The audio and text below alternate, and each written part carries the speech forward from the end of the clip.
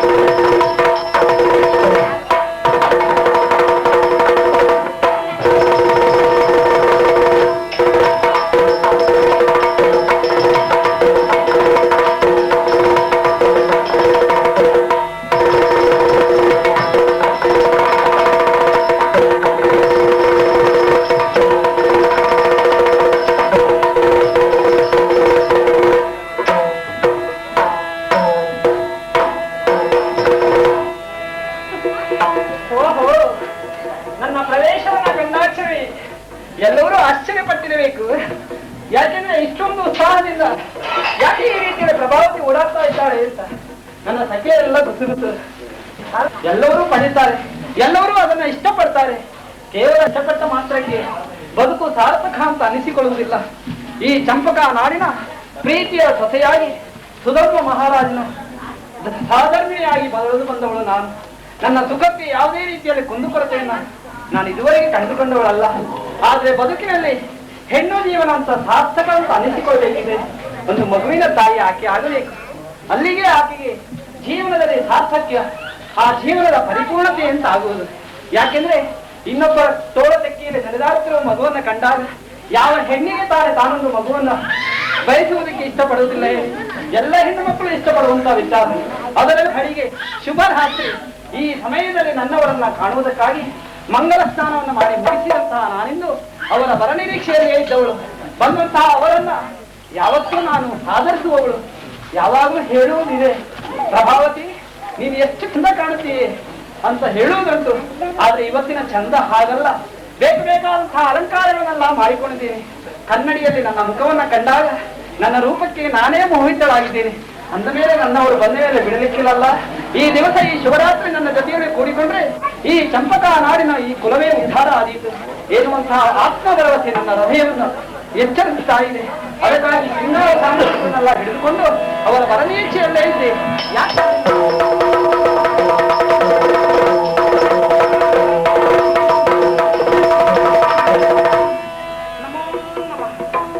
ಬರಬೇಕು? ಹೀಗೆ ಬನ್ನಿ, ಕುಳಿತುಕೊಳ್ಳಿ.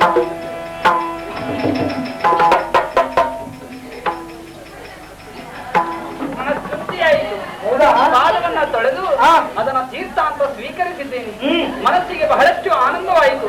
ನಿಮ್ಮ ಬರವನ್ನೇ ಈಕ್ಷಿಸುತ್ತಾ ನಾನು ಎಷ್ಟೊತ್ತು ಕಾದುಕೊಂಡೆ ಗೊತ್ತಾ? ಇನ್ನೂ ಉದ್ದಾಗ್ತಿತ್ತು, ಬಹಳಷ್ಟು ಉದ್ದಾಗಿ ಹೋಗ್ತಾ ಇತ್ತು. ನಿಮ್ಗೆ ಯಾವತ್ತು ನೀವು ಎಲ್ಲಾ ರೀತಿಯಲ್ಲೂ ಗಾಳಿ ಆಡಿಸಿಕೊಳ್ಳುವರು. ಯಾಕೆ ಇವತ್ತು ಹೇಳುವ ಮತ್ತೆ ಅವಶ್ಯ ಇಲ್ಲ. ಆ ಕಡೆಯಲ್ಲಿ ಬಾಯಾರಿಕೆಯನ್ನು ಈಡೇರಿಸಿಕೊಳ್ಳುವುದಕ್ಕಾಗಿ ಆ ಕಡೆಯಲ್ಲಿ ತಂಪು ಪಾನೀಯ, ಈ ಕಡೆಯಲ್ಲಿ ಬಿಸಿ ಬಾದಾಮಿ ಹಾಲಿದೆ. ಹಾಕಿಕೊಂಡ ಬಾಯಾರಿಕೆ ಆಡೋರಿಗಲ್ವ ಬೇಕಾಗುದು. ಬಾಯಾರಿಕೆ ಅಂತಲ್ಲ, ಅದೊಂದು ಕ್ರಮ. ಮನೆಗೆ ಬಂದವರು ವಿಚಾರಿಸಿ. ನನಗೆ ಅವಶ್ಯ ಇಲ್ಲ. ನನಗೆ ಅಮ್ಮ ಹೇಳ್ಕೊಟ್ಟ ಕ್ರಮ ಹಾಗೆ. ನಿನ್ನ ಅಮ್ಮನಲ್ಲೇ ಇಲ್ಲ. ನೀವು ನನ್ನ ಕೈ ಹಿಡಿದವರಲ್ವಾ, ಅದಕ್ಕೆ ಸ್ವಲ್ಪ ಕೇಸರಿ ಹಾಕೊಡ್ತೀನಿ ಅಂತ ಹೇಳುವುದು. ಕೇಸರಿ ಬೇಡ, ಏನು ಬೇಡ, ಸ್ವಲ್ಪ ಏನು ಬೇಡ, ಹಣ್ಣು ಯಾವುದು ಬೇಡ. ಹೆಣ್ಣಿರುವಾಗ ಹಣ್ಣಕ್ಕೆ ಮಾತಿಗೆ ನಿಮ್ಮನ್ನೇ ನಾನು ಕಾಯ್ತಾ Oh,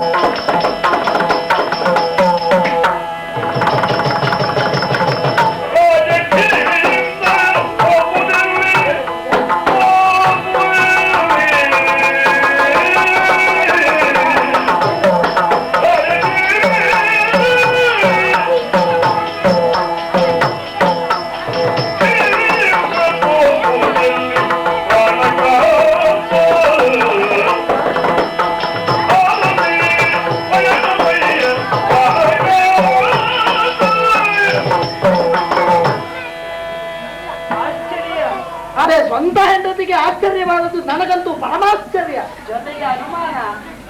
ಯಾಕೆ? ನನಗೆ ಅನಿಸ್ತಾ ಇದೆ, ಏನು ನೀವು ಬಂದದ್ದು ಯಾರ ಮನೆಗೆ ಈಗ? ನಮ್ಮಂತ ದೊಡ್ಡ ವ್ಯಕ್ತಿಗಳು ಹೆಂಡ್ರನ್ನ ಹೆಚ್ಚಿಗೆ ಹಚ್ಚಿಕೊಳ್ಳಬಾರ್ದು ಅನ್ನೋದು ಇದಕ್ಕೆ. ಯಾಕೆ? ಹಾಗಾಗ ಬಂದ್ರೆ ಎಲ್ಲಿಗೆ ಹೊರಟದ್ದು ಕೇಳುವ ಪ್ರಶ್ನೆ ಇದು ಲಘು ಅಂತ. ಮತ್ತೆ ಎಲ್ಲಿಗೆ ಹೊರಟದ್ದು ಅಂತ ಕೇಳ್ಬಿಟ್ಟು ಯಾರ ಮನೆಗೆ ಬಂದದ್ದು ಅಂತ ಕೇಳ್ತಾ ಇದ್ದದ್ದು. ನನ್ನ ಹೆಂಡತಿಯ ಮನೆಗೆ ಬಂದದ್ದು. ಚೆನ್ನಾಗಿ ಎಚ್ಚರ ಇದೆ ನನಗೆ. ಒಂದು ರೀತಿಯಲ್ಲಿ ವಿಶೇಷವಾಗಿದೆಯಲ್ಲ ನಿಮ್ಮ ಕ್ರಮ, ನಿಮ್ಮ ವೈಖರಿ. ಏನು ವಿಶೇಷ? ನಿಮ್ಮ ಟಿವಿ ವಿಶೇಷವಾದಂತಹ ಟಿವಿ. ಹೌದಪ್ಪ, ರಾಜ ಟಿವಿ. ರಾಜಕುಮಾರನಾದಂತಹ ನನಗೆ ರಾಜ ಟಿವಿ ಇದ್ರಲ್ಲಿ ಆಶ್ಚರ್ಯ ಇದೆ. ಅಯ್ಯೋ ದೇವರೇ, ನಿಮ್ಮಲ್ಲಿ ರಾಜ ಟಿವಿ ಇದ್ರೆ ನನ್ನ ಅಪ್ಪ ನಿಮ್ಗೆ ಕೊಡ್ತಾರೆ ಅಂತ ಮತ್ತೆ ಯೋಚನೆ ಮಾಡು. ರಾಜ ಟಿವಿ ನೋಡಿ ಕೊಟ್ಟದ್ದು. ಅದು ವಿಶೇಷವಾದಂತಹ ರಾಜ ಟಿವಿ. ಅದೇನು? ನಾನು ಮಧುಮಗಳಾಗಿ ಕಂಡದ್ದು ದಿವಸ ವಿಶೇಷವಾದಂತಹ ರಾಜ ಟಿವಿ ನೋಡಿದ್ದಿದೆ. ಆದ್ರೆ ಈ ರಾಜ ಟಿವಿ ಅಲ್ಲ. ಇಂದಿನ ರಾಜ ಟಿವಿಯ ಕ್ರಮವೇ ಬೇರೆ. ಹೌದಾ? ಕಟ್ಟುಕೊಂಡಂತಹ ಆಭರಣ, ತಲೆಯಲ್ಲಿ ಧರಿಸಿಕೊಂಡಿರುವಂತಹ ಕಿರೀಟ, ಕೈಯಲ್ಲಿ ಬಿಲ್ಲು ಬಾಣ ಅಷ್ಟೇ ಅಲ್ಲ. ಮತ್ತೆ ಬನ್ನಿ. ಆಯ್ತಪ್ಪ, ಮಾನೇ ನಿನ್ನದಲ್ವ, ನೀನು ಎಲ್ಲ ಹೇಳಿದ್ರು ಬರ್ಬೇಕು. ಅದೇನದು? ಅದು ನಾನು ಏರಿ ಬಂದ ಚಂದನ. ರಥ. ಹೌದು. ಓ, ಮಣಿಮಯವಾದಂತಹ ರಥ. ಹೌದು. ಸಾರಥಿ ನಿಮ್ಮನ್ನೇ ಇದ್ದಾನೆ. ಹೌದು. ನನ್ನ ನೋಡಿದಾಗ ಅವ ಆ ಕಡೆ ಮುಖ ತಿರುಗುದು ಯಾಕೆ? ತ್ವರೆ ಮಾಡುವುದಷ್ಟೇ. ಹೌದಾ? ಯಾಕೆ ಸರ್ ರಥ ಹತ್ತಿಕೊಂಡು ಬಂದಿರಲ್ಲ? ಏನು ವಿಶೇಷ ಅಂತ ಕೇಳಿದ್ದು. ನನ್ನ ಮನೆಗೆ ಬರುವಾಗ ನೀವು ರಥ ಹತ್ತಿ ಬಂದವರಲ್ಲ. ಓ, ಅದು ನನಗೆ ಆಶ್ಚರ್ಯವಾದದ್ದು. ಅದಕ್ಕೆ ಹೇಳಿದೆ, ಎಲ್ಲಿಗೋ ಹೊರಟಿದ್ದೀರಿ. ಎಲ್ಲಿಗೆ ಹೊರಟದ್ದು? ಹೌದೌದು, ಹೇಳಿಬಿಡ್ತೇನೆ ನಿನ್ನಲ್ಲಿ. ಹೆಂಡತಿಯ ನೀರು ಉದ್ಘಾಟನೆ ಆಗುತ್ತಿದ್ದ ಕೇಳಿದ್ರೆ ಹೇಳುವುದಕ್ಕೆ ನಾನು ಸಿದ್ಧನಿದ್ದೇನೆ. ಹೇಳೋದಿಲ್ಲ, ಹೇಳಿಲ್ಲ.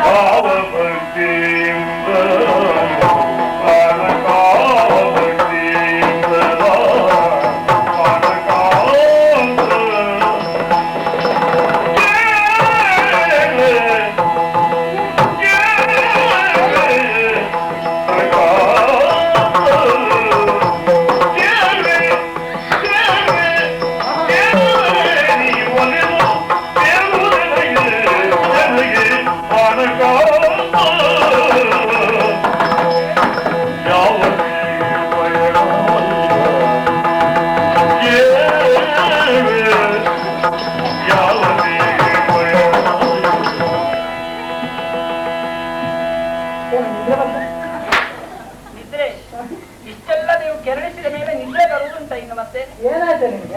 ಎಷ್ಟು ಧಾರಾಳವಾಗಿ ಮಾತಾಡುವವರು ಇವತ್ತಿನ ನನ್ನ ಹತ್ರ ಮಾತಾಡುದಿಲ್ಲ ಯಾಕೆ? ಕಾರ್ಯಬಾಹುಳ್ಯ. ಕಾರ್ಯಬಾಹುಳ್ಯ. ಅಯ್ಯೋ, ನಮ್ಮ ಮನೆಗೆ ಬರುವಾಗ ಅದೆಲ್ಲ ಇಟ್ಟು ಬರುವವರು ಆ ಕಡೆಯಲ್ಲಿ. ಇವತ್ತಿನ ಮೇಲೆ ಇಟ್ಕೊಂಡು ಬಂದಿದ್ದೀರಾ? ಇಟ್ಟು ಬರುವ ವಿಷಯ ಅಲ್ಲ. ನೀವು ಹೇಳುವುದಿಲ್ಲ, ಸೀದಾ ಕೇಳಿದ್ರೆ ಹೇಳುವುದಿಲ್ಲ. ಹೇಳುವುದಿಲ್ಲ, ಹೇಳುವುದಿಲ್ಲ, ಹೇಳುವುದಿಲ್ಲ. ಏನು ಅಷ್ಟು ಪುಟ್ಟ, ಅಷ್ಟು ವಿಶೇಷವಾದಂತಹ ಕಾರಣ ಇರುವಾಗ ಹೆಂಡತಿಯಲ್ಲಿ ಹೇಳುವುದು ಏನು ತೊಂದರೆ ಇಲ್ಲ. ನಾನು ಯಾರಿಗೂ ಹೇಳುವುದಿಲ್ಲ. ಹೇಳಬೇಕು ಅಂದ್ರೆ ನೀನು ಹೇಳ್ತೀಯ, ನಾನು ಹೇಳ್ತೀಯ? ಹೇಳುವುದಿಲ್ಲ. ಮಾತಿನಲ್ಲ ಹೇಳುವುದು ಯಾಕೆ ಅಂತ ಗಟ್ಟಿಯ ಕಾಲು ಹಿಡ್ಕೊಂಡು ನಿಮ್ಗೆ ಅಷ್ಟು ಗೊತ್ತಾಗುದಿಲ್ವಾ? ಭಕ್ತಿಯಿಂದ ಕೇಳುವುದು, ಉದ್ಧಟತನದಿಂದ ಕೇಳುವುದಲ್ಲ. ನಿಮ್ಮ ಹೆಂಡತಿ ಕೇಳುವುದು ಪ್ರಭಾವತಿ. ನಾನು ಗೊತ್ತಿದೆಯಾ? ಕಾಲಿಟ್ಟು ಕೇಳಿಕೊಡ್ತೀನಿ. ಎಲ್ಲಿ ಹೋಗುದು? ಹೇಳುವುದಲ್ಲದೆ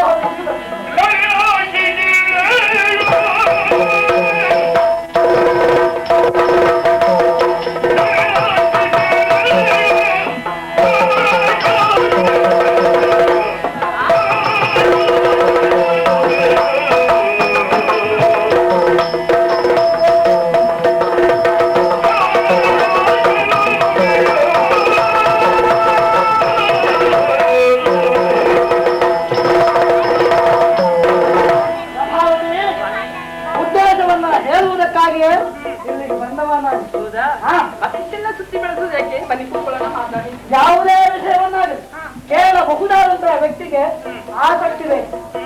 ಆಸಕ್ತಿಯ ತೀವ್ರತೆಯಲ್ಲಿ ಹೇಳಿದ್ರೆ ಮಾತ್ರ ಹೇಳಿದ್ದಕ್ಕೂ ಒಂದು ಅರ್ಥ ಅಂತ ಬರ್ತದೆ. ಒಟ್ಟಾರೆ ಕೇಳುವವನಿಗೆ ಇಷ್ಟ ಇರ್ಲಿಕ್ಕಿಲ್ಲ, ಇವಾಗ ಹೇಳುವುದು ಬಿಡ್ಲಿಕ್ಕಿಲ್ಲ. ಒಟ್ಟು ನಿಮ್ಗೆ ಹೇಳುವುದಕ್ಕೆ ಮನಸ್ಸುಂಟು, ಸುಮ್ಮನೆ ವ್ಯರ್ಥ ಆಯ್ತಾ ಅಂತ ನನ್ನ ಆಸಕ್ತಿಯನ್ನ ಕೇಳಿಸಿದ್ದು. ಹೌದಾ? ಆಸಕ್ತಿ ಉಂಟೆಂಬುದು ನನಗೆ ಈಗ ಗೊತ್ತಾಯ್ತು. ಎಲ್ಲಿಗೆ ಹೋಗುದು? ಹೋಗುದಾ? ಹೋಗುದಾ? ಯುದ್ಧಕ್ಕೆ. ಯುದ್ಧ? ಎಲ್ಲಿಗೆ? ಯಾರಲ್ಲಿ? ಅದು ಗೊತ್ತಿಲ್ಲ ನನಗೆ. 3 ಲೋಕಗಳಲ್ಲಿ ವಿಜಯ ತಿಳಿದುಕೊಂಡಿರಬಹುದಾದಂತ ಪಾರ್ಥನ ಯುದ್ಧಕ್ಕಾಗಿ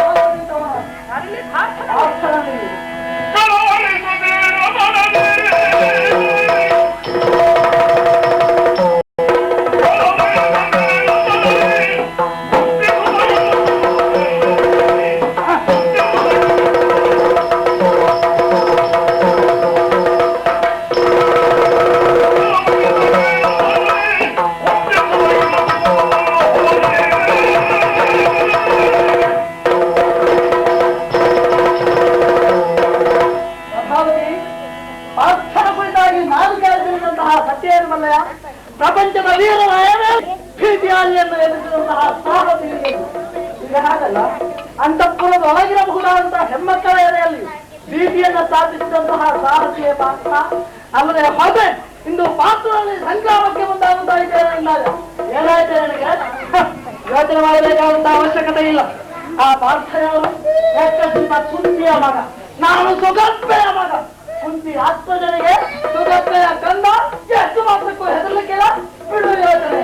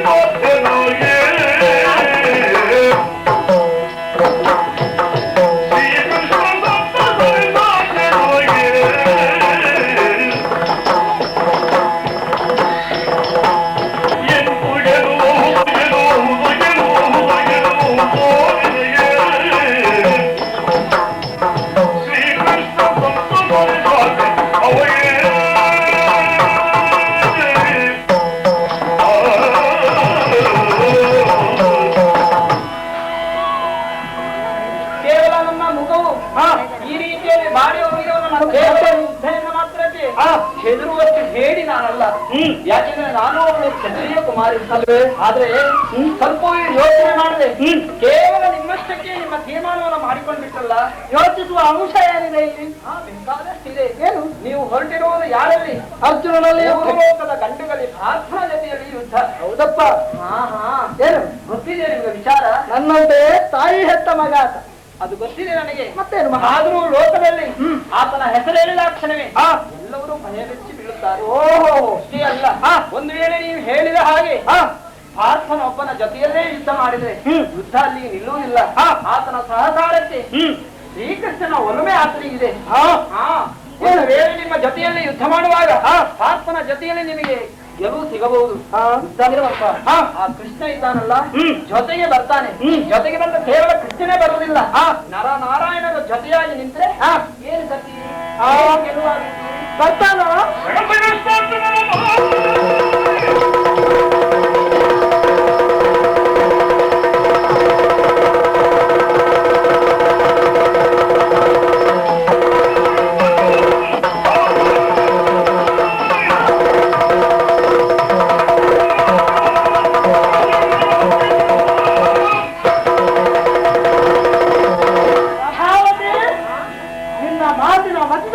ನನಗೀಗ ಅರ್ಥವಾಯಿತು. ಪ್ರಾಪಂಚಿಕರೆಲ್ಲರೂ ಆಸೆಯಿಂದ ಬದ್ಧರಾಗಿರುವುದು ಇರುವವರು ಇಂದು ಆ ಪಾರ್ಥನ ಸಹಾಯಕ್ಕೆ ಬರಬಹುದಾದಂತಹ ವ್ಯಕ್ತಿ ಆಸೆಯ ಅಪ್ಪ ಕಂತು ಬಿದ್ದ ಪಾರ್ಥನನ್ನ ಉದ್ಧರಿಸುವುದಕ್ಕಾಗಿ ಸಹಾಯಕ್ಕಾಗಿ ಬಂದೇ ಬರ್ತಾನೆ. ಆವಾಗಲೇ ಹೇಗೆ ಸಿಗ್ತದೆ? ಬರ್ತಾನ. ನಿಮ್ಮ ತೀರ್ಮಾನ ಸುಳ್ಳಾಗುವುದಿಲ್ವಾ? ಯಾಕಾಗ್ತದೆ? ನನ್ನ ತಾಯಿ ಸುಗರ್ಭಾದೇವಿ, ಆಕೆಯ ಒಡಲು ಎಂದೆಂದಿಗೂ ಅಪಾರಕ್ಕಿಂತ ಖಂಡಿತ ಆಗುವುದಕ್ಕೆ ನಾನು ಬಿಡುವವನಲ್ಲವೇ ಅಲ್ಲ. ನನ್ನ ಸರ್ವಸ್ವವನ್ನು ವಿನಿಯೋಗಿಸಿ ತುಡುಕುತ್ತೇನೆ. ಆ ಪಾರ್ಥ ಕೃಷ್ಣನ ಸಮ್ಮುಖದಲ್ಲಿ ಕಾದಾಡುತ್ತೇನೆ. ಜಯವನ್ನ ಪ್ರಾರ್ಥಿಸಿಕೊಳ್ಳುವುದೇ ನನ್ನ ಇಚ್ಛೆ. ಆದರೆ ಸೋಲು ಗೆಲುವು ಅದನ್ನು ತೀರ್ಮಾನಿಸುವವರು ಯಾರು ಹೇಳು? ಕಂದುಪಿತನಾದಂತಹ ಶ್ರೀಕೃಷ್ಣ ಪರಮಾತ್ಮ ಬಲ್ಲ. ಪ್ರಭಾವತಿ, ನನ್ನ ಅಂತಿಮ ತೀರ್ಮಾನವನ್ನ ಯೋಚನೆ ಮಾಡು. ಜಯ ಆಯಿತು ಆಯಿತು, ನನಗೆ ಒಮ್ಮೆ ಜಯ ಆಗಲಿಲ್ಲ ಅಂತ ಆದ್ರೆ ಮುಂದಿನ ನನ್ನ ಕೀರ್ತಿಯನ್ನು ಉಳಿಸುವುದೇ ನನ್ನ ಸದಿಕ್ಕೆ ಯೋಚನೆ ಬಿಡು. ನಡೆ.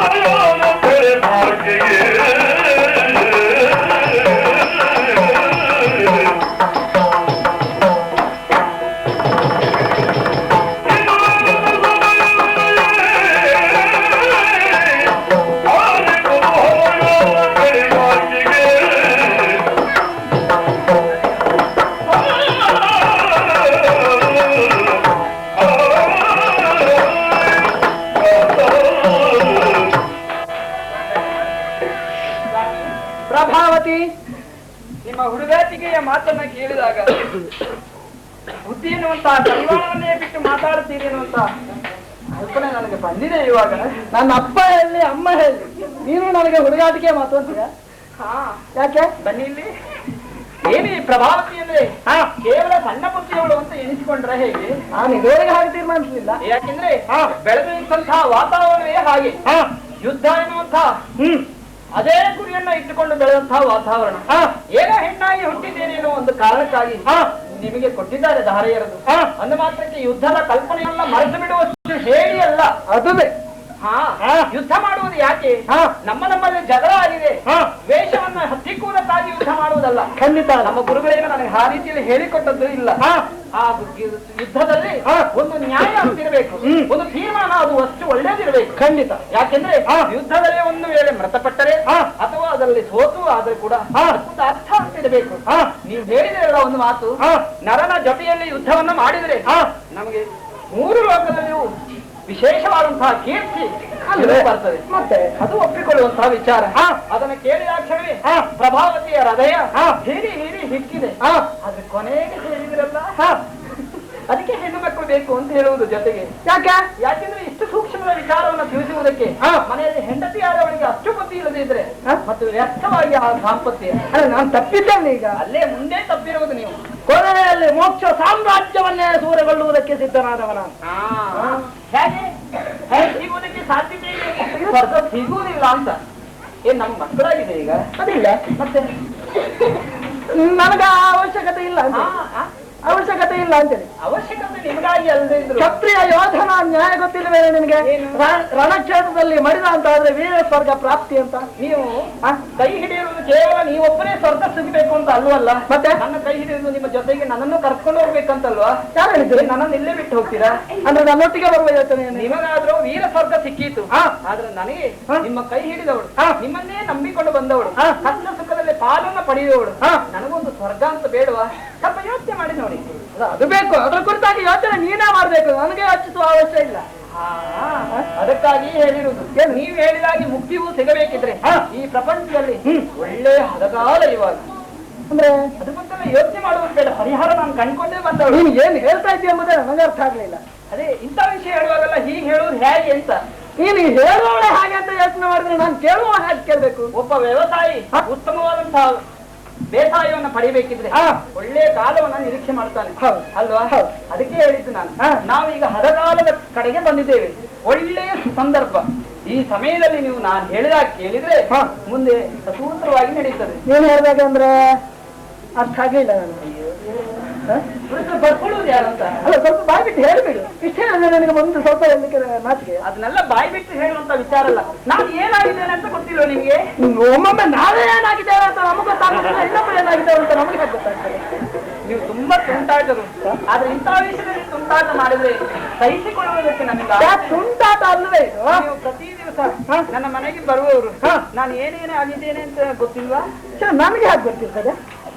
ಸುಳ್ಳು ಹೇಳ್ಬೇಡಿ. ನೀನು ಕೈ ಎಲ್ಲ ಚಿವುಟು ಬೇಡ ಅಲ್ಲಿ. ನಾನು ಬಾಯಿ ಬಿಟ್ಟು ಹೇಗೆ ಹೇಳಿ ಸ್ವಾಮಿ? ಮತ್ತೆ ನಾನು ಹೇಗೆ ತಿಳಿಯಲಿ?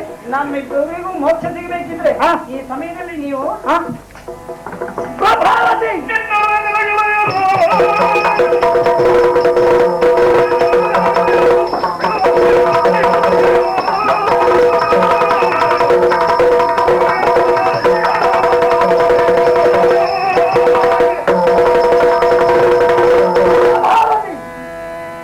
ನಿನ್ನ ಬದುಕಿನ ಉದ್ಧಾರವನ್ನ ನೀನು ಕಂಡುಕೊಳ್ಳುತ್ತಿರುವುದೇನೋ ಸಹಜ, ಆದರೆ ನನ್ನ ಪರಿಸ್ಥಿತಿಯನ್ನು ಮಾತ್ರ ನೀನು ಅರ್ಥವಿಸಿಕೊಳ್ಳಬೇಕಾಗುತ್ತದೆ. ಪರಿಸ್ಥಿತಿ ಏನು?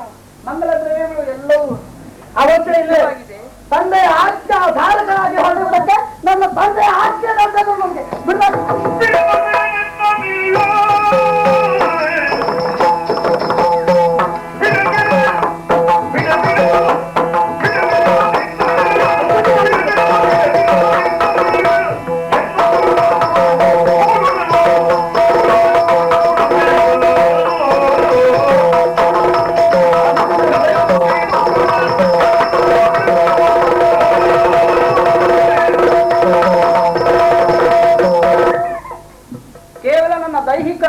ಆಸೆಯನ್ನು ಈಡೇರಿಸಿಕೊಳ್ಳುವುದಕ್ಕಾಗಿ ನಿಮ್ಮನ್ನ ಈ ರೀತಿಯಾಗಿ ಬಿಗಿದಪ್ಪುತ್ತಿರುವುದಲ್ಲ.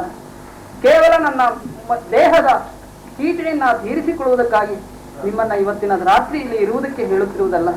ಸ್ವಲ್ಪವೂ ಆಲೋಚನೆ ಮಾಡಿಕೊಳ್ಳಲಾರದೆ ನನ್ನ ಬಗ್ಗೆ ಕ್ಷುಲ್ಲಕವಾದಂತಹ ಮನಸ್ಸನ್ನು ಮಾಡಿ ನಿಮ್ಮಷ್ಟಕ್ಕೆ ನೀವು ಹೊರಟು ಹೋಗ್ತಾ ಇದ್ದೀರಲ್ಲ. ಸೈನ್ಯತೆಯಿಂದ ಬೇಡಿಕೊಳ್ಳುತ್ತಿರುವುದು ಇಷ್ಟೇ. ಕೇವಲ ನನ್ನೊಬ್ಬರ ಸ್ವಾರ್ಥಕ್ಕಾಗಿ ನಾನು ಕೇಳುತ್ತಿರುವುದಲ್ಲ. ನೀವಿಂದು ಆ ಶ್ರೀಹರಿಯನ್ನ ಕಾಣುವುದಕ್ಕಾಗಿಯೂ ಆ ನರನನ್ನ ಹೊಡೆದಾಡಿಸುವುದಕ್ಕಾಗಿಯೂ ಇಂದಿನ ದಿವಸ ಉತ್ಸಾಹದಿಂದ ನೀವು ಹೋಗುತ್ತಿರುವಾಗ ತಡೆಯುವಷ್ಟು ಸಣ್ಣ ಮಟ್ಟದ ಹೆಣ್ಣು ಕುಲದವಳು ನಾನಲ್ಲ. ನಾನಿನ್ನೂ ತಡೆಯುತ್ತಿರುವಂತಹ ಕಾರಣ ಈ ನಮ್ಮ ನಾಡಿಗಾಗಿ. ನಾನು ಬಂದಿರುವ ಕಾರಣ ಏನು? ನನ್ನ ಅಪ್ಪ ನನ್ನನ್ನ ದಾರಿಯರನ್ನು ಕೊಡುತ್ತಿರುವಾಗ, ಇದೋ ಮಗಳೇ, ನೀನು ಸೇರಿದ ಮನೆಯನ್ನ ಉದ್ಧರಿಸಬೇಕು, ಕುಲವನ್ನ ಉದ್ಧರಿಸಬೇಕು ಅಂತ ನನಗೆ ಹೇಳಿದ ಮಾತು ಇನ್ನೂ ಮನಪಟದಲ್ಲಿ ಮಿಡಿಯುತ್ತಿಲ್ಲ. ನನ್ನೊಬ್ಬರ ಸ್ವಾರ್ಥಕ್ಕಾಗಿ ಆಗಿದ್ರೆ ನಿಮ್ಮಲ್ಲಿ ಇಷ್ಟೆಲ್ಲೂ ಜಗಳ ಮಾಡುವುದಿಲ್ಲವಾಗಿತ್ತು. ನಿಮ್ಮ ಕುಲದ ಉದ್ಧಾರ ಆಗುವುದಕ್ಕೆ ಇದು ಕ್ಲಪ್ತ ಕಾಲ. ನನ್ನ ಅಂತರಂಗ ಪರಿಶುದ್ಧವಾದಂತಹ ಮನಸ್ಸಿನಿಂದ ಕೇಳಿಕೊಳ್ತಾ ಇದೆ. ನಾಳೆಯ ದಿವಸ ಯುದ್ಧ ನಡೆಯುವುದು. ಇಂದಿನ ರಾತ್ರಿ ನೀವು ಇಲ್ಲಿಯೇ ಉಳಿದರೆ ಮುಂದೆ ಈ ಕುಲವು ಉದ್ಧಾರ ಆಗುವುದರಲ್ಲಿ ಯಾವ ಅನುಮಾನವೂ ಇಲ್ಲ. ಇದು ನಿಮ್ಮಿಷ್ಟ. ಪ್ರಭಾವತಿ, ನಿಮ್ಮ ಕೋರಿಕೆಯು ಧರ್ಮಸಮ್ಮತವಾಗಿದೆ, ಆದರೆ ನನಗೊದಗಿದ್ದು ಮಾತ್ರ ಧರ್ಮ ಜಿಜ್ಞಾಸೆ. ಸ್ವಲ್ಪ ಯೋಚಿಸುವುದಕ್ಕೆ ಅವಕಾಶ ಕೊಡ್ತೀಯಾ? ಧಾರಾಳವಾಗಿ.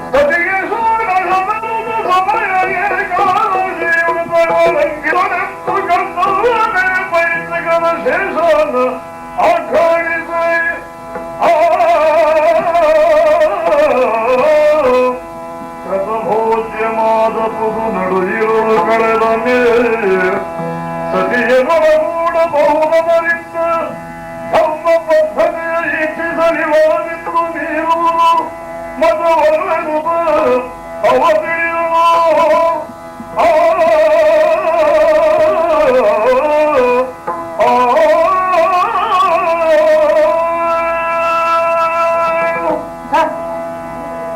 ಬಂದೊದಗಿದಂತಹ ಈ ಧರ್ಮ ಜಿಜ್ಞಾಸೆಯಲ್ಲಿ ನಾನು ಯಾವ ರೀತಿಯ ಉತ್ತರವನ್ನು ಕಂಡುಕೊಳ್ಳಬೇಕೋ ನನಗಂತೂ ಅರ್ಥವಾಗಲಾರದು. ಯಾಕೆಂದ್ರೆ ಏಕಾದಶಿ ವ್ರತವು ತಂದೆಯ ಶ್ರಾದ್ದದ ದಿನವು ಸತಿಯ ಗರ್ಭಾಧಾನದ ದಿನವು ಒಮ್ಮೆ ಬಂತು ಅಂತಾದ್ರೆ ಅದರಿಂದ ಪಾರಾಗುವ ಬಗೆ ಹೇಗೆ? ಏಕಾದಶಿಯು ಫಲಪ್ರಾಪ್ತಿಯಾಗಬೇಕಾದ್ರೆ ಉಪವಾಸ ವ್ರತವನ್ನ ಆಚರಿಸಲೇಬೇಕು. ತಂದೆಯ ಶ್ರಾದ್ದ ಪೂರ್ಣ ಆಗಬೇಕು ಅಂತಾದ್ರೆ, ಘಟಾತ್ಮವಾದಂತಹ ಪಿತೃಗಳಿಗೆ ಶಾಂತಿ ಸಮಾಧಾನ ಸಿಗಬೇಕು ಅಂತಾದ್ರೆ ಊಟ ಮಾಡಲೇಬೇಕು. ಏಕಾದಶಿಗೂ ಶ್ರಾದ್ದಕ್ಕೂ ಪರಸ್ಪರ ವಿರೋಧಾಭಾಸವಾದಂತಹ ದಿನ ಒಂದೇ ದಿನ ಸಂಘಟಿತವಾದರೆ, ಜೊತೆಗೆ ಸತಿಗೆ ವೃತ್ತಿ ಸ್ನಾತೆಯಾಗಿ ಬಂದರೆ ಆ ದಿನ ಗರ್ಭಾಧಾನವನ್ನ ಮಾಡಲೇಬೇಕು. ಈ ಮೂರು ಒಳ್ಳೆಯ ಪ್ರಾಪ್ತವಾದರೆ ಅದರಿಂದ ವಿಮೋಚನೆಯನ್ನು ಸಾಧಿಸುವುದೇ ಹಾಗೆ. ರಾಜ್ಯರು ಇಂತಹ ಸಂದಿಗ್ಧ ಕಾಲಕ್ಕೆ ಉತ್ತರವನ್ನು ಕೊಟ್ಟಿದ್ದಾರೆ. ಏಕಾದಶಿ ವ್ರತವನ್ನು ಆಚರಿಸುವುದು, ಅದರಂತೆ ಉಪವಾಸವನ್ನು ಆಚರಿಸುವುದು, ತಂದೆಯ ಶ್ರಾದ್ದವನ್ನ ಆಚರಿಸುವುದು, ಊಟ ಮಾತ್ರ ಮಾಡಬಾರದು, ಶೇಷಾನ್ನವನ್ನ ಆಗ್ರಹಿಸುವುದು, ನಡು ಇರುಳು ಕಳೆದ ಮೇಲೆ ಸತಿಯನ್ನ ಕೂಡಿದ್ರೆ ದೋಷ ಇಲ್ಲವೆಂಬುದು ಧರ್ಮ ಸಮ್ಮತಿ. ತಥಾವತಿ ನಿಮ್ಮ ಯೋಚನೆ ಹೋಗಿದ್ದೇನೆ.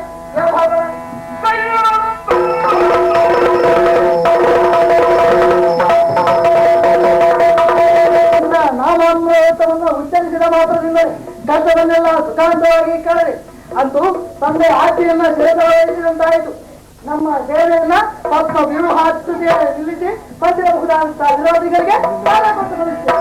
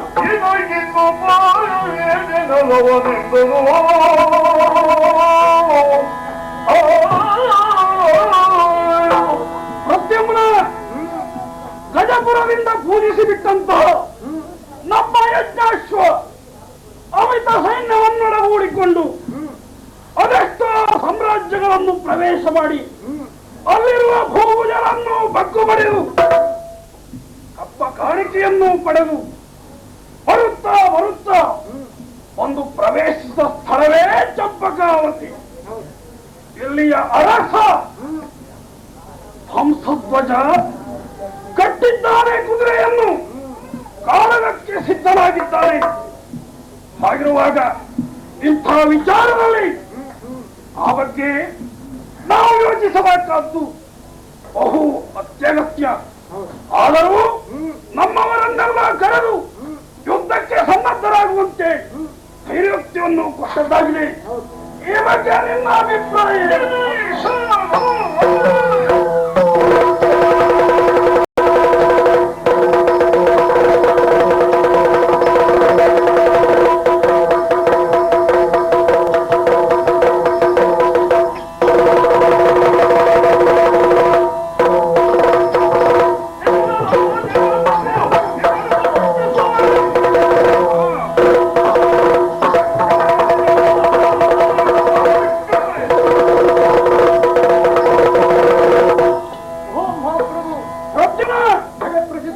ಚಂದ್ರವಂಶದಲ್ಲಿ ಹುಟ್ಟಿದವರು ನಾವು. ಅಲ್ಲದೆ ನಿಮ್ಮ ಬಗ್ಗೆ ಅದೆಷ್ಟೋ ಕೀರ್ತಿಗಳು ಸಾಕಷ್ಟು ಒಟ್ಟಾಗಿವೆ. ಹೀಗಾಗಿ ಈ ಕಟ್ಟಿಕೊಂಡಂತ ಅಶ್ವವನ್ನು ಬಿಡಿಸಿ ತರುವುದಕ್ಕಾಗಿ ಇರುವ ಈ ಪ್ರತಿಮ ಕೂಡಿ ಅಪ್ಪಣೆ.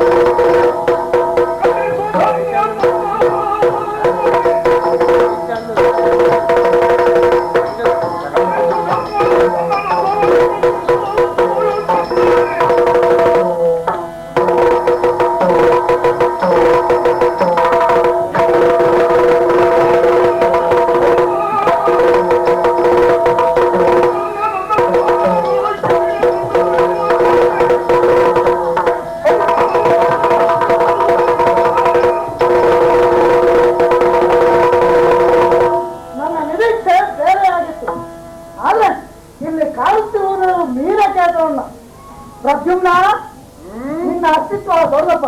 ಯಾಕಿದ್ರೆ ನೀನು ದೊಡ್ಡವರ ಮಗ ಆದ ಕಾರಣದಿಂದ ದೇವರಿಗೆ ಮಗ ನೀನು. ನಿನ್ನ ಪ್ರಭಾವ ಪ್ರಪಂಚದಲ್ಲಿ ಎಲ್ಲೆಲ್ಲಿಯೂ ವ್ಯಾಪಿಸಿ ಬಿಟ್ಟಿದೆ. ಅವೆಲ್ಲಿಯೂ ನಿನ್ನ ಸರಳ ಪ್ರಭಾವ ಬಹಳಷ್ಟು ಪರಿಣಾಮಕಾರಿ. ಆದ್ರೆ ಯಾರ ಮೇಲೆ ಎಂಬುದು ಒಂದು ಪ್ರಶ್ನೆಯ ದೇವರಿದೆ, ನಮ್ಮಂಥವರ ಮೇಲೆ ಅಲ್ಲೋ. ಮತ್ತೆ ಯುದ್ಧ ಕ್ಷೇತ್ರದಲ್ಲಿ ನೋಡು, ಈ ವ್ಯವಹಾರ ನಿನಗೆ ಬೇಡ. ನಿನ್ನ ಬಾಣಕ್ಕೆ ಏನಾದ್ರೂ ಪ್ರಯೋಜನ ಬರಬೇಕು, ಹೃದಯ ತುಂಬಿದ ಹೆಣ್ಣು ಮಕ್ಕಳ ಮೇಲೆ ಬಿಡಬೇಕು. ಆವಾಗ ನಿನ್ನ ಬಾಣಕ್ಕೆ ಬೆಲೆ ಬರ್ತದೆ.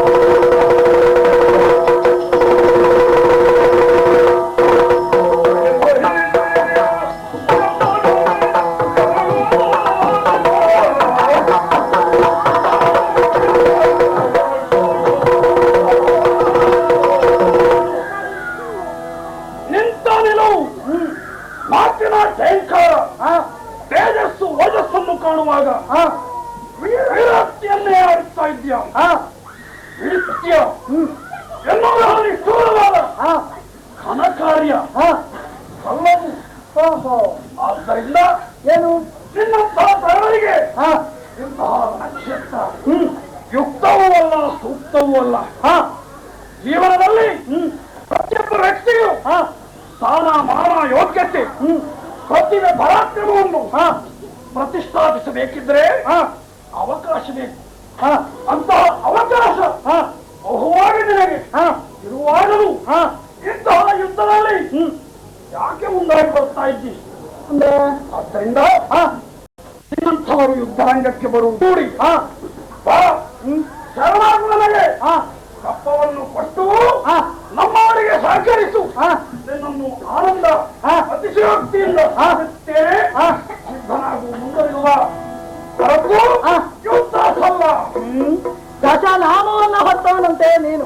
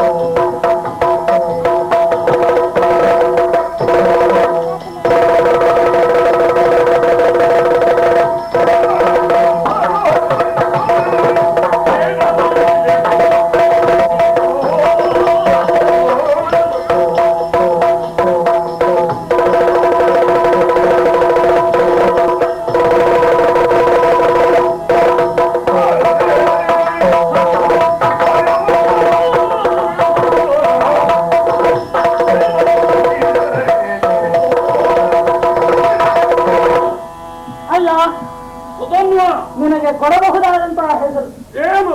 ಏ ಮೂಢ ಯಾಕೆ ಅಂತ ಹೇಳಿದ್ರೆ ಅಪರಾಧವಾದೀತು.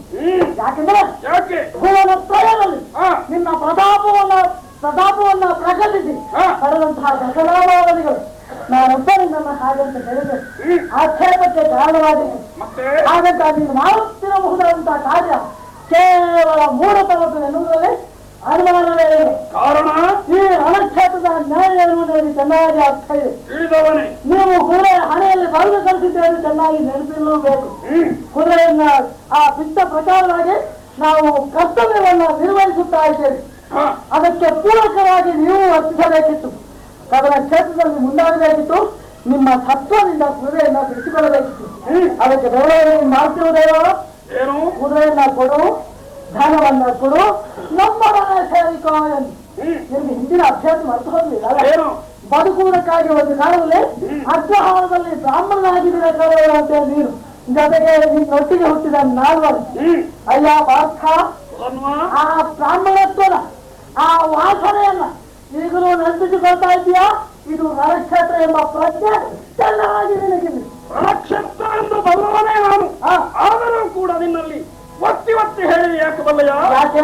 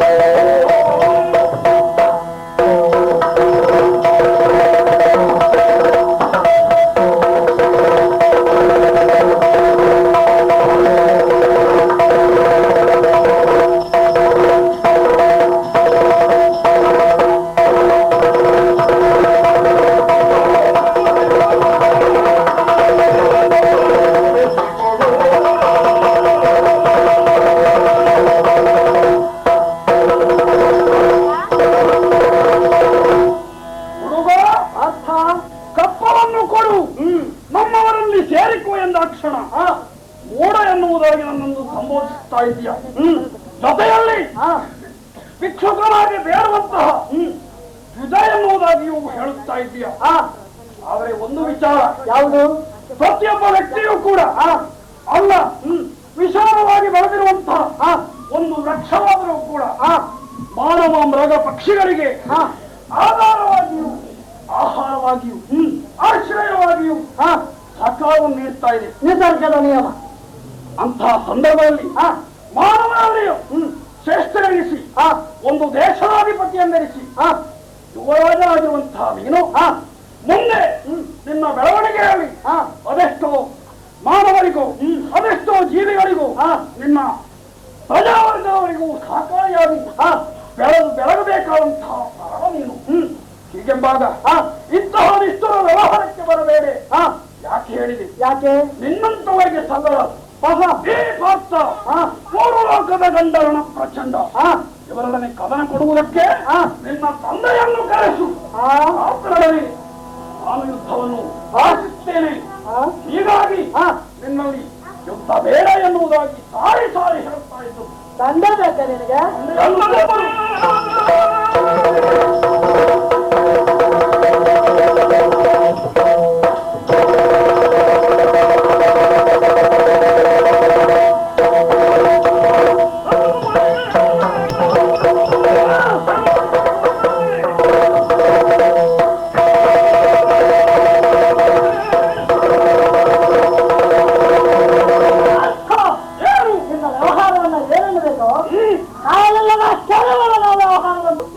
ವ್ಯವಹಾರವಾಯಿತು, ಅದಕ್ಕೂ ಹೆಚ್ಚು ಏನು ಆಗಲಿಲ್ಲ. ಯಾಕೆ? ನನಗೆ ಅರ್ಥ ಆಗ್ತದೆ. ಮತ್ತೆ ನನ್ನ ಅಪ್ಪನನ್ನ ಬಯಸ್ತಾ ಇದೀಯ, ಆಶಿಸ್ತಾ ಇದ್ದೇನೆ. ಇದು ಹೇಗಾಯ್ತು ಬಲ್ಲಯ್ಯ? ಯಾಕೆ? ಹೆಳವನ ವ್ಯವಹಾರವಾಯಿತು. ಕಾಲವೇ ಇಲ್ಲದಂತಹ ಹೆಳವನಿಗೆ ಉಪ್ಪರಿಗೆ ಮೆಚ್ಚಲಿಕ್ಕೂ ಆಗುವುದಿಲ್ಲ. ಅಂತಹ ಹೆಳವ ಕುರಿತಲ್ಲಿ ಆಡಿದಂತಹ ಆಡಂಬರದ ಮಾತೇನು ಗೊತ್ತಾ? ಏನು? ಮನಸ್ಸು ಮಾಲಿನ್ಯ ಮಹಾಮೇರು ಪರ್ವತವನ್ನು ಆರೋಹಿಸಬಲ್ಲೆ ಎಂಬಂತೆ ನನ್ನನ್ನ ಗೆದ್ದು ಆಮೇಲೆ ನನ್ನ ತಂದೆಯನ್ನ ನೋಡಿ. ನಿನ್ನನ್ನು ಸಾರಿ ಸಾರಿ ಹೇಳ್ತಾ ಇದ್ದೇನೆ, ಬೇಡ ಯುದ್ಧ ಎನ್ನುವುದಾಗಿ ನಾನು ಬಯಸ್ತಾ ಇದ್ದೇನೆ. ಅರಳನೆಂಬುದರಿಂದ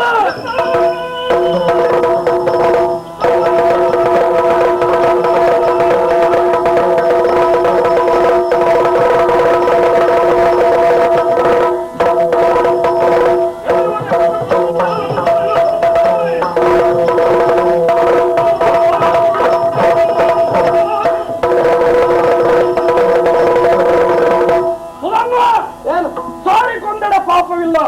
ಈ ವಿಚಾರ ಬಲ್ಲವನೇ ನೀನು. ಹುಡುಗ ಎಂಬ ಮಾತ್ರಕ್ಕೆ ಯಾರ ಬೈತಲ್ಲವನಾದ್ರಿಂದ ನಿನ್ನೊಡನೆ ಹೆಂಡತಿಯ ಮೊದಲಾಗಿ ನಿನ್ನ ನುಡಿಗಳು ಬೆಡಗಿರಂತೆ ಹೊರತು ಪಕ್ವವಾದದ್ದಲ್ಲ ಎಂಬ ಹಾಗೆ. ಆದರೂ ಕೇಳದೆ ಬಿಸಿ ಎದ್ದನ ಪ್ರಭಾವದಿಂದ ಬಿಡುವಾಗ ನೋಡೊಂದು ಸಾಕುವಾಗ ರೋಮಕ್ಕೊಂದು ಎನ್ನುವಂತ ಬಿಡುವ ಮಾರ್ಗನೆ ಈ ಪಾತ್ರವನ್ನೇ ಬೆದರಿಸ್ತಾ ಇದೆ. ಬಿಡುವುದಲ್ಲ, ಇಟ್ಟಿರುವಂತಹ ಬ್ರಹ್ಮಾಸ್ತ್ರವನ್ನು ಸೇರಿ ಬಿಡ್ತೇನೆ.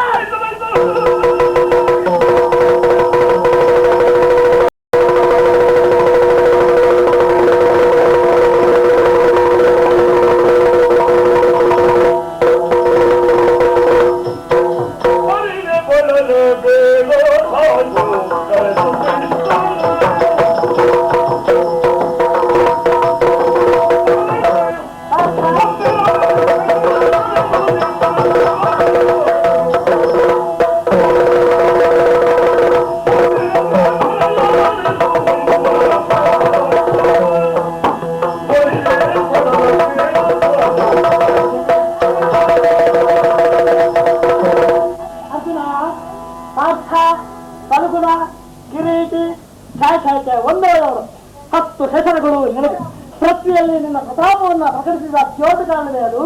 ಆದರೆ ಸುಧರ್ಮನ ಮುಂಭಾಗ ಯಾವುದೇ ಬೆಲೆಯನ್ನ ಫಲವನ್ನ ಕಾಣದೆ ಹೋಯಿತು. ನೆಲ ನೋಟಕನಾಗಿ ಕುಳಿತಿದ್ದೀಯ ಅರ್ಜುನ. ನಿನ್ನಂತಹ ದೊಡ್ಡ ವ್ಯಕ್ತಿಗಳಿಗೆ ಆದಂತಹ ಈ ಪರಿಸ್ಥಿತಿಯನ್ನು ಕಂಡಾಗ ನನಗೂ ಅಯ್ಯೋ ಎನ್ನಿಸ್ತದೆ. ಯಾಕಪ್ಪ ಸುಮ್ಮನೆ ಶ್ರಮ ಪಡ್ತಾ ಇದ್ದೀಯ? ಯಾಕೆ? ನಿನ್ನ ಬಾಲಿಗೆ ಬರಬೇಕೋ? ನಿಮ್ಮೆಲ್ಲರ ರಕ್ಷಣೆಗಾದಂತಹ ಶ್ರೀಹರಿಯನ್ನ ಅವಶ್ಯವಾಗಿ ಕರೆಸಿಕೋ. ಆಮೇಲೆ ನಿನ್ನ ಬಾಲಿನ ಜಯವನ್ನು ಅಗತ್ಯವಾಗಿ ಕರೆಸು. ಕರೆಸುವುದಿಲ್ಲ ಅರ್ಥವಾಯ್ತು ನನಗೆ.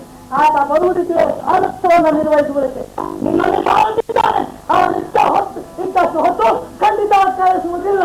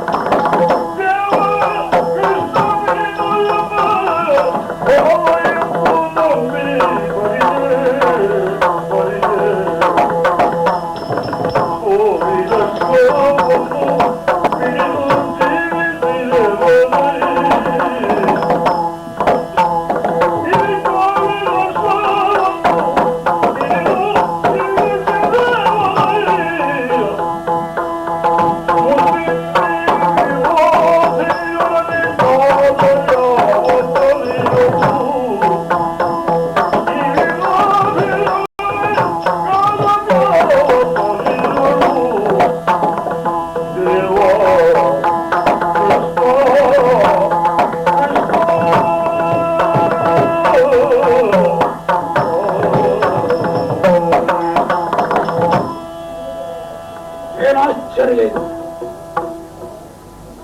ವೀರ ವ್ಯಕ್ತಿತ್ವವನ್ನು ಹೊಂದಿದಂತಹ ಈ ವಾಸ್ತವಾದಂತಹ ಕಲ್ಪನಾತೀತವಾದಂತಹ ಈ ಘಟನೆ ಯಾಕೆ ಸಂಭವಿಸಿತು?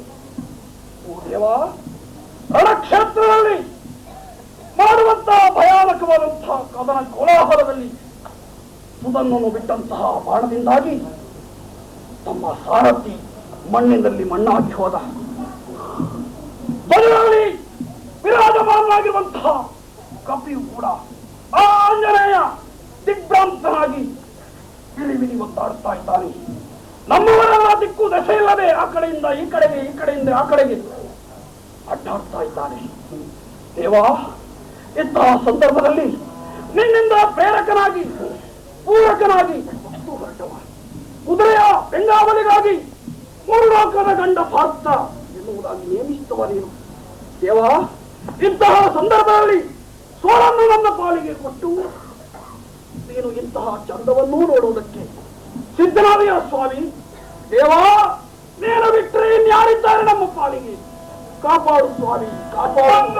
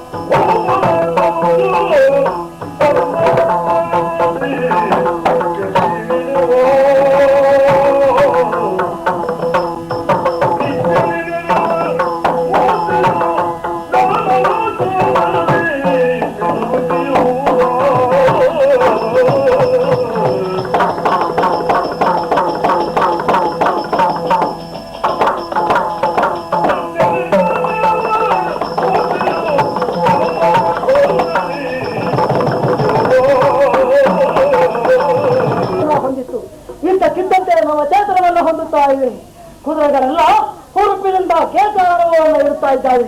ಹಾಗಾದ್ರೆ ಇದಕ್ಕೆ ಕಾರಣವೇನೆಂದು ಅವರು ರೋಕಿಸಿದರೆ ಅದೇನು ಆ ಪಾರ್ಥರ ಮುಂಭಾಗ ಶೋಧಿಸುತ್ತಿರಬಹುದಾದಂತಹ ಮೂರ್ತಿ ನಿತ್ಯವೂ ನನ್ನ ಅಂತರಂಗದಲ್ಲಿ ಪೂಜಿಸುತ್ತಿರಬಹುದಾದಂತಹ ಆರಾಧಿಸುತ್ತಿರಬಹುದಾದಂತಹ ಚಿನ್ಮಯ ಮೂರ್ತಿ ಅಲ್ಲವೇ ಈ ಸ್ವಾಮಿಯನ್ನ ಕಂಡರೆ ನನ್ನ ತನು ಮನವು ಉತ್ಸಾಹದಿಂದ ಕುಡಿಯುತ್ತಾ ಇದೆ. ಏನ್ ಮಾಡ್ಲಿ ದೇವರ ಸಾಕ್ಷಾತ್ಕಾರ ಆಯಿತು ಎಂಬ ಕಾರಣಕ್ಕೆ ನನ್ನ ಕರ್ತವ್ಯವನ್ನು ನಾನು ಮರೆಯುವುದಕ್ಕೆ ಸಾಧ್ಯವೇ? ಖಂಡಿತ ಇಲ್ಲ.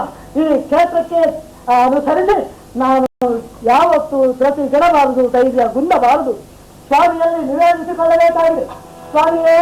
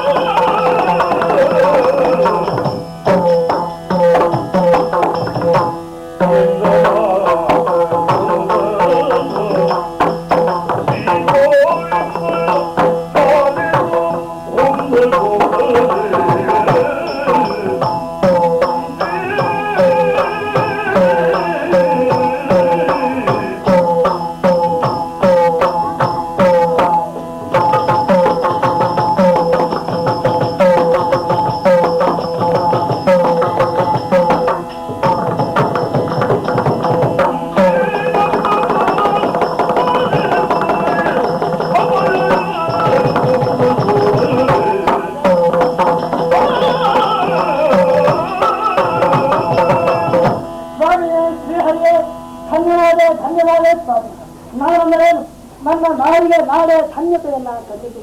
ನನಗೆ ಜನ್ಮವಿಟ್ಟಂತಹ ಜನನಿ ಜನಕರ ಜೀವನವು ಪಾವನವಾಯಿತು ಸ್ವಾಮಿ. ಅಂತೂ ನಿನ್ನನ್ನು ಕಾಣುವುದಕ್ಕಾಗಿ ನನ್ನ ಕಾಯಕದಲ್ಲಿ ನಾನು ಮುಂದುವರಿಯುತ್ತಿದ್ದಾಗ ನಿನ್ನ ದರ್ಶನ ಭಾಗ್ಯ ನನಗಾಯಿತು ಸ್ವಾಮಿ. ಆದರೆ ಕೇವಲ ನನಗೆ ದರ್ಶನವನ್ನು ನೀಡುವ ಉದ್ದೇಶದಿಂದ ನೀನು ಬಂದವನಲ್ಲವೆಂಬುದು ನಾನು ಚೆನ್ನಾಗಿ ಬಲ್ಲೆ.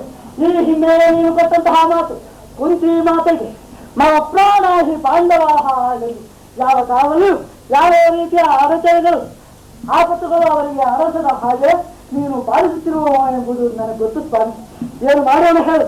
ನಿನ್ನ ವರ್ತನೆ ಏನೆಂಬುದು ಚೆನ್ನಾಗಿ ನಾನು ಅರ್ಥವಿಸಿಕೊಂಡಿದ್ದೇನೆ. ಪಾಂಡವರ ಕುರಿತು ನೀನು ಯಾವ ಭಾವವನ್ನು ತಳೆದಿದ್ದೀಯಾ ಎಂದು. ಆದರೆ ಅತಿ ಸಲುಗೆಯನ್ನು ಬೆಳೆಸಿಕೊಂಡಂತಹ ನಿನ್ನ ಪಾರ್ಥ ಮಾತ್ರ ನಿನ್ನನ್ನು ತಿಳಿಯದೆ ಹೋಗಲಿಲ್ಲ. ನಿನ್ನನ್ನು ತಿಳಿದುದ್ದೇ ಸತ್ಯವಾದ ಪ್ರಾಣಶ್ಚಾತುತ ಧರ್ಮಕ್ಕೆ ಅನುಸಾರವಾಗಿ ಪ್ರತಿಜ್ಞಾಬದ್ಧವಾಗಿರುತ್ತೇನೆ. ನಾವು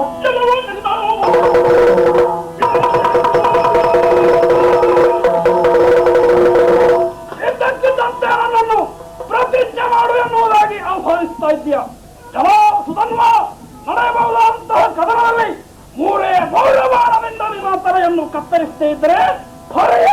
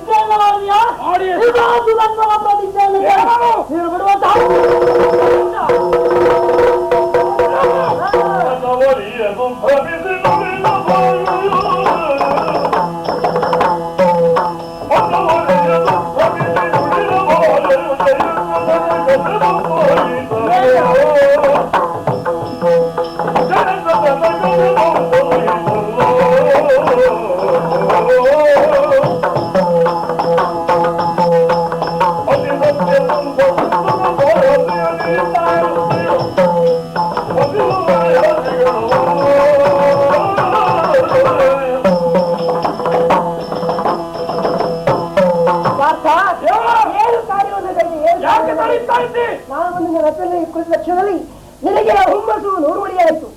ಆ ಸುಧನ ಹುಡುಗ ಏನೋ ಪ್ರತಿಜ್ಞೆಯ ಗೈಲೆನ್ನುವುದಾಗಿ ಪಾತ್ರನಿಗೆ ಪಂಥವನ್ನು ಇಟ್ಟಿರಬಹುದು. ಅಷ್ಟು ಮಾತ್ರಕ್ಕೆ ಪಂಥವನ್ನು ಗೈಬಹುದೇನು.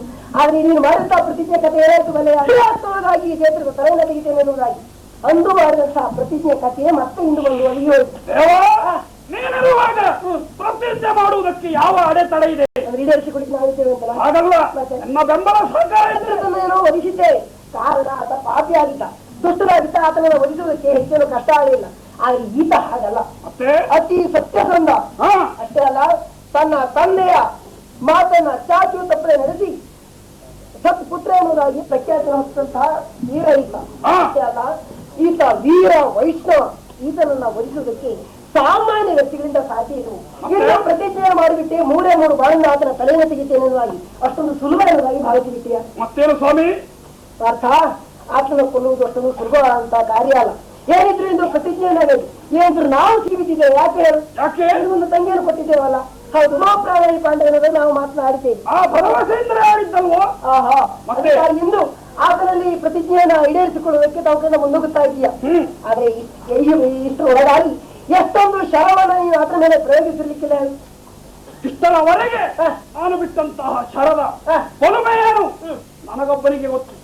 ಆದ್ರೆ ನಿನ್ನ ಮುಂದೆ ಬಿಡುವಂತಹ 3 ಬಾಣಕ್ಕೂ ನಿನ್ನದ್ದಾದಂತಹ ಪ್ರತ್ಯಕ್ಷ ದೃಷ್ಟಿಯಿಂದ ಹಾದು ಹೋಗುವುದರಿಂದ ಆ ಭರವಸೆಯಿಂದಲೇ ಹೇಳಿದ್ದೇನೆ. ನಿನ್ನ ಸಹಾಯ ಸಹಕಾರವಿರುವುದಿದ್ರೆ ಯಾಕೆ ಅವನು ನಿರ್ಭಯವಾಗಬೇಕು? ನೀನು ಹೇಳಿ ಬಿಡಬಹುದು, ಆತನನ್ನ ಒದಿಸಿ ಬಿಡ್ತೇನೆ ನಿನ್ನ ಸಹಕಾರ ಇದ್ರೆ ಎನ್ನುವುದಾಗಿ. ಮತ್ತೆ ಆತನನ್ನ ಬಿಡುವಾಗಿ ಉಂಟು ಹೇಳು. ನನ್ನನ್ನ ಏಕೋ ದಳದಿಂದ ಏಕೋ ಚಿತ್ತನಾಗಿ ಭಜಿಸುವಂತಹ ಭಕ್ತ ಆತ. ಆತನನ್ನು ಬಿಡುವ ಹಾಗಿಲ್ಲ. ನೀನು ನನ್ನ ಭಾವ, ನಿನ್ನನ್ನು ಬಿಡುವ ಹಾಗಿಲ್ಲ. ಒಟ್ಟಾರೆ ಕತ್ತರಿಯಲ್ಲಿ ಸಿಕ್ಕಂತಹ ಅಡಕೆ ಅವಸ್ಥೆ ನಮ್ಮದ ಆಗಿ ಹೋಯ್ತು. ನಾನೇನು ಮಾಡುದು, ನಾನು ಸಿಕ್ಕಿಬಿಟ್ಟಿದ್ದೆ. ಪಾಂಡವರನ್ನ ರಚಿಸುತ್ತೇನೆ ಎಂದು ಎಲ್ಲೋ ಮಾತನ್ನು ಕೊಟ್ಟಂತಹ ಪುಣ್ಯ ಪುರುಷ ನೀನು. ನಿನ್ನ ಮಾತಿಗೆ ಎಂದಿಗೂ ಚ್ಯುತಿಯನ್ನ ನೀನು ತಂದುಕೊಳ್ಳಬೇಡ. ನಾನು ಬಯಸಿದಂತಹ ಮೋಕ್ಷ ಸಾಮ್ರಾಜ್ಯವನ್ನ ನನಗೆ ಅನುಗ್ರಹಿಸು ಸ್ವಾಮಿ.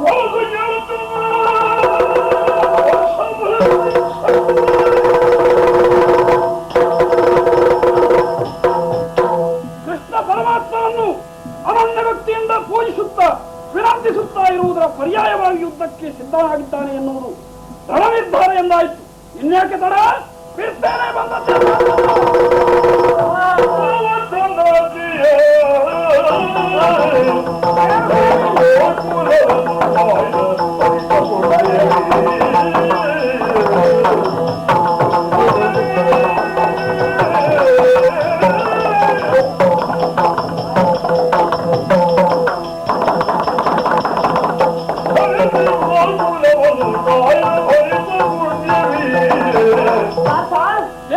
ಶರವನ್ನ ಆತನ ಮೇಲೆ ಪ್ರಯೋಗಿಸುವುದಕ್ಕೆ ಸಿದ್ಧರಾಗಿ ನಿಂತಿದ್ದೀಯಾ? ಇಷ್ಟರವರೆಗೆ ಎಷ್ಟೊಂದು ಶರವನ್ನ ನೀನು ಆತನ ಮೇಲೆ ಪ್ರಯೋಗ ಮಾಡ್ಲಿಕ್ಕಿಲ್ಲ. ಅದೆಲ್ಲ ವ್ಯರ್ಥವಾಗಿ ಹೋಗಿ ಈ ಹುಲು ಶರದಿಂದ ಖಂಡಿತವಾಗಿ ಆತನನ್ನ ವಧಿಸೋದಕ್ಕೆ ಸಾಧ್ಯ ಇಲ್ಲ. ಈ ಶರದಿಂದ ಆತನ ಕಂಠವನ್ನ ಕತ್ತರಿಸಬೇಕಿದ್ರೆ ಆ ಶರಕ್ಕೆ ಶಕ್ತಿಯನ್ನು ಉದಬೇಕು, ಆ ಪುಣ್ಯದ ಸಂಚಿತವನ್ನು ಉದಬೇಕು. ಅದಕ್ಕಾಗಿ ಯೋಚಿಸ್ತಾ ಇರುವುದು ಯಾವುದಾದಿತ್ತು ಎನ್ನುವುದಾಗಿ.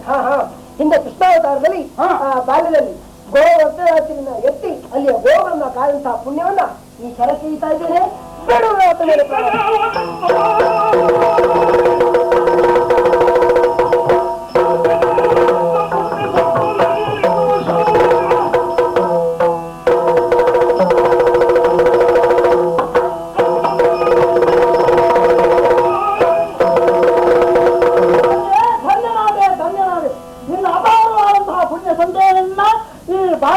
ಬಾಣಕ್ಕೆ ಅನುಗ್ರಹಿಸಿದೆ. ಈಗ ನನ್ನ ಪ್ರತಿಜ್ಞೆಯನ್ನ ಕೇಳು. ಪುಣ್ಯವನ್ನು ಹೊತ್ತು ಬರುವಂತಹ ಈ ಬಾಣವನ್ನ ಕತ್ತರಿಗೆ ಹೋದರೆ ನಿನ್ನ ಭಕ್ತರು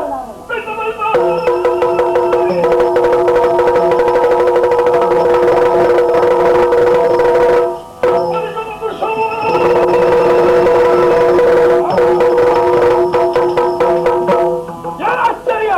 ಬಿಟ್ಟಿರುವಂತಹ ಪುಣ್ಯ ಸಂಚಯನ ಬಾಣವನ್ನು ಮಧ್ಯ ಮಾರ್ಗದಲ್ಲಿ ತುಂಡರಿಸಿದ ಉದನ್ವ ತಲವೇಕೆ ಇನ್ನೆರಡು ಶರ ಇಲ್ಲವೇ? ಎರಡನೇ ಶರ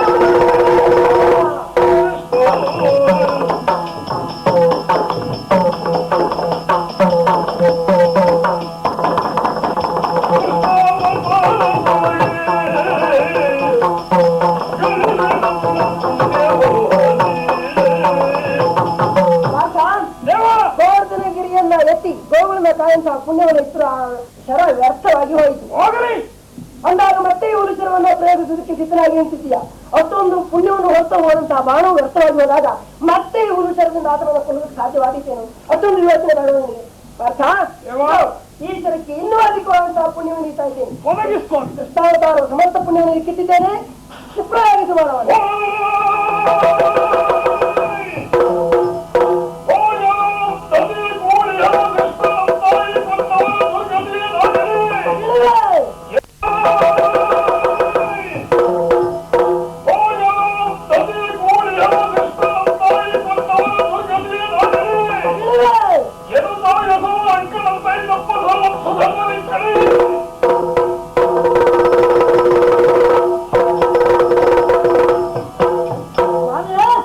ಪಾರ್ಥನನ್ನ ಗೆಲ್ಲಿಸುವುದಕ್ಕಾಗಿ ನೀವು ಕೊಟ್ಟಿರುವಂತಹ ಪುಣ್ಯ ಅಪಾರವಾದುದು. ಕೃಷ್ಣಾವತಾರದ ಎಲ್ಲಾ ಪುಣ್ಯವನ್ನು ಕೊಟ್ಟೆ ಸ್ವಾಮಿ. ಕೃಷ್ಣಾವತಾರದ ಪುಣ್ಯವ, ಆ ಪುಣ್ಯದಲ್ಲಿ ಬೆಣ್ಣೆ ತಿಂದ ಪುಣ್ಯವೂ ಬಂತ, ಸೀರೆಯನ್ನು ಅಪಹರಿಸಿದ ಪುಣ್ಯವೂ ಬಂತ. ಸ್ವಾಮಿ, ನಿನ್ನನ್ನು ಅವಮಾನಿಸುತ್ತಿದ್ದೇನೆಂದು ಭಾವಿಸಬೇಡ ಸ್ವಾಮಿ. ಏನು ಮಾಡೋಣ ಹೇಳು? ಬದುಕಿನ ಬಹುಕಾಲ ನಿನ್ನ ಸಾಂಗತ್ಯ ಸುಖವನ್ನ ಪಾರ್ಥನು ಅನುಭವಿಸಿದ. ಆದ್ರೆ ಸುಧನ್ವನ ಜೀವನದ ಕೊನೆಯ ಕಾಲ ಸ್ವಾಮಿ ಇದು. ಇನ್ನು ಮುಂದೆ ಇಂತಹ ಸಾಂಗತ್ಯ ಉಂಟೋ ಇಲ್ಲವೋ? ಆದ್ದರಿಂದ ಸಿಕ್ಕಿದಂತಹ ಅವಕಾಶದಲ್ಲಿ ವಿನೋದ ಮಾಡೋಣ ಎಂದು ಮನಸಾಯಿಸುತ್ತಾರೆ. ಅಲ್ಲದೆ ಹೊರಗೆ ಯಾವ ಬಾಯಲ್ಲಿ ಬೆಣ್ಣೆಯನ್ನ ಕದ್ದು ತಿನ್ನವೋ ಅದರ ಬಾಯಿಂದ ಬ್ರಹ್ಮಾಂಡವನ್ನ ಧರಣಿಗೆ ತೋರಿಸಿದ ಮಹಾತ್ಮ ನೀನಲ್ಲವೇ ಸ್ವಾಮಿ. ಅಷ್ಟೇ ಮಾತ್ರವಲ್ಲ, ಯಾವ ಕೈಯಿಂದ ನಾರಿಯರ ಸೀರೆಯನ್ನು ಅಪಹರಿಸಿದೆಯೋ ಆಮೇಲೆ ಓರ್ವರಿಗೆ ತುಂಬಿದ ಸಭೆಯಲ್ಲಿ ಮಾನ ಅಪಹರಿಸಿ